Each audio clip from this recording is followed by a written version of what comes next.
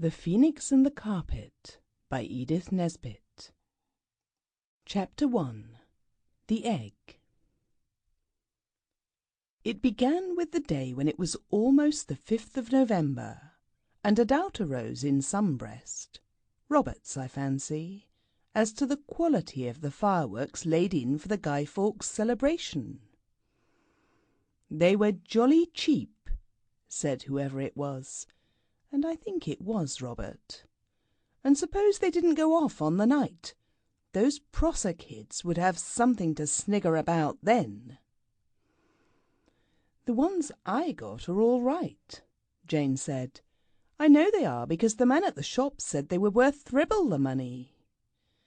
"I'm sure thribble isn't grammar," Anthea said. "Of course it isn't," said Cyril.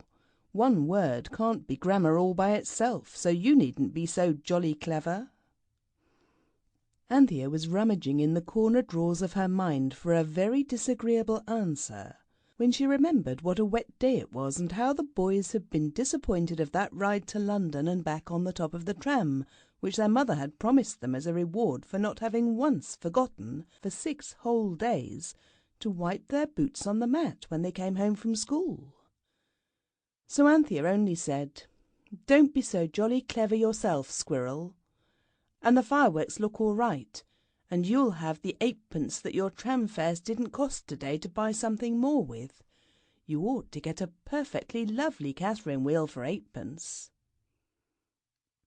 "I dare say," said Cyril coldly, "but it's not your 8pence anyhow."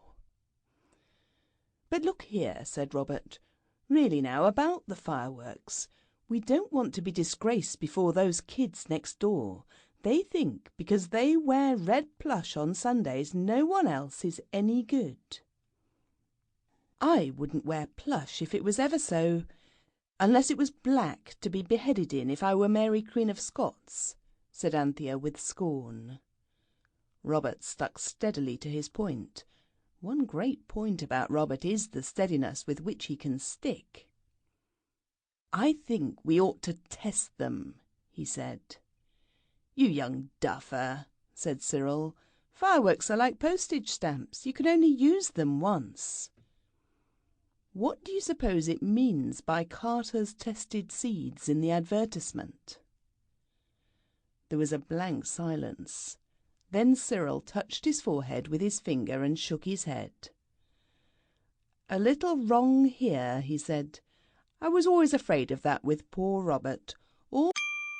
Sample complete. Ready to continue?